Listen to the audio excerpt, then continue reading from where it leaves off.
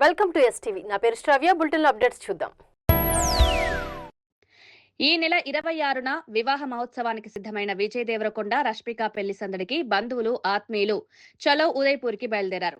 ఉదయ్పూర్లో ఈ నెల 26న వివాహ మహోత్సవం జరుపుకుని వచ్చే నెల 4న హైదరాబాద్ లో రిసెప్షన్ ఏర్పాటు చేసుకున్న విజయ్ దేవరకొండ రష్మిక ఆనందం వ్యక్తం చేస్తున్నారు. రాజమండ్రిలో కల్తీ పాల కలకలం రేగడంతో ఎన్టీఆర్ జిల్లా యంత్రాంగం అప్రమత్తమైంది.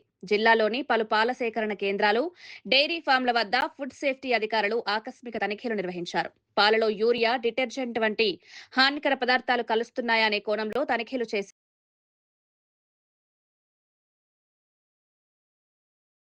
పలు పాల శాంపిల్స్ ను సేకరించి పరీక్షల నిమిత్తం ల్యాబ్ కు పంపారు. నిబంధనలు ఉల్లంఘించే వారిపై కఠిన చర్యలు తీసుకుంటామని అధికారులు హెచ్చరించారు.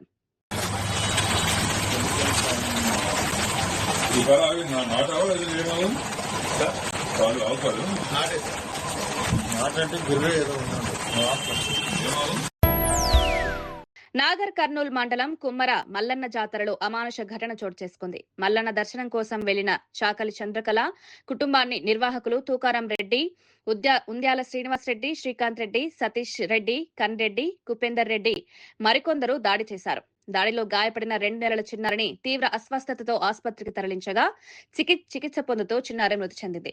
బాధితులు పోలీసులకు ఫిర్యాదు చేయడానికి వెళ్లగా నిందితులు కాంగ్రెస్ పార్టీకి చెందిన అగ్రకుల వ్యక్తులని కంప్లైంట్ తీసుకునేందుకు నిరాకరించారని తెలిసింది. ఈ ఘటనపై స్పందించిన బీఆర్ఎస్ నేత కేటీఆర్ నాగర్ కర్నూల్ మండలం కుమ్మర మల్లన్న కుటుంబాన్ని పరామర్శించి ప్రభుత్వం తీరును తప్పుపట్టారు.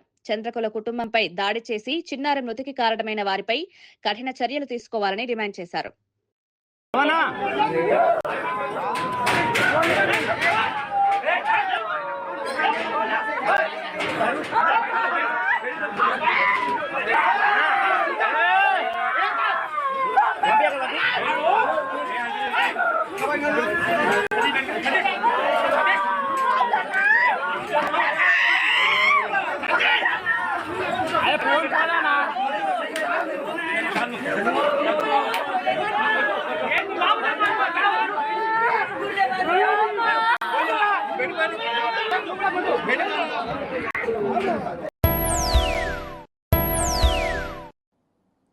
నేను మా అమ్మాయికి క్రిస్టియన్ మ్యారేజ్ జరిపినానని చంద్రబాబు నాయుడు గారు ఒక ఫోటో కూడా వేసినారు.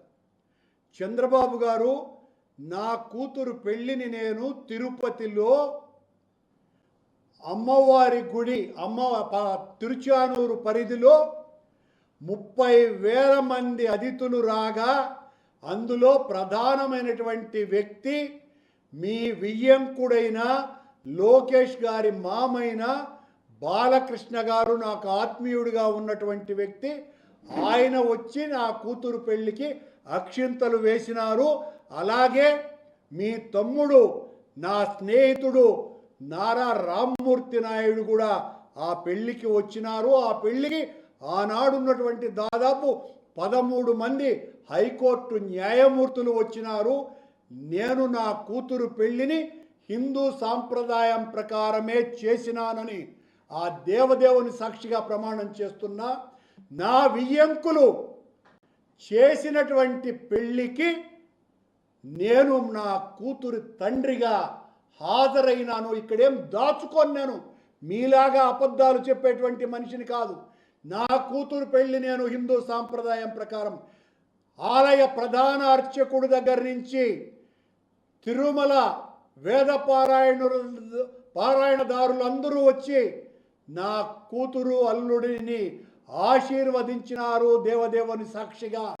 ఆ పెళ్లిలో వేద మంత్రోచ్చారణల మధ్యన నా కూతురి పెళ్లి జరిపినాను. మీరు శాసనసభలో ఆ ఫోటో వేసి నన్ను క్రిస్టియన్గా మీరు చూపిస్తే, చంద్రబాబు గారు ఇదిగో మీరు బైబిల్ పట్టుకొని ఉన్నారు, మీరు బైబిల్ పట్టుకున్నారు కాబట్టి నేను క్రిస్టియన్ అంటే, నన్ను క్రిస్టియన్ అంటున్నారు కదా మీరు, మరి మీరు బైబిల్ పట్టుకున్నారు. ఇదిగో 1 కాదు 2 కాదు, సాక్ష్యాలు కోకొల్లలుగా ఉన్నాయి. కోకొల్లలు